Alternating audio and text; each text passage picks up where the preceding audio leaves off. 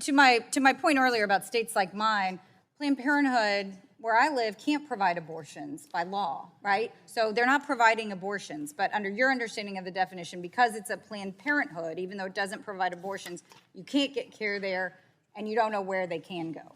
Well, there are multiple facilities that can provide health care across the country, but I'm not familiar with your particular district. Well, I appreciate that, and I'm not as familiar with yours, so I appreciate that, but I would point out, I mentioned this when I introduced the bill, that Texas is a cautionary tale, because when Texas defunded Planned Parenthood, what we found was that there weren't providers to make up that gap. And I went through a little bit of those statistics earlier, but there were all these providers that on paper said that they could do it, but the bottom line was they couldn't. They weren't located in the places where the Planned Parenthoods were located. They didn't have the ability to serve those populations. They didn't have the same number of people enrolled. They couldn't provide the services, and we saw a huge drop and an increase, a decrease in contraceptive care, an increase in Medicaid births. That is more expenses. That's why I already ran over the CBO's comments that this is going to increase the deficit by $300 million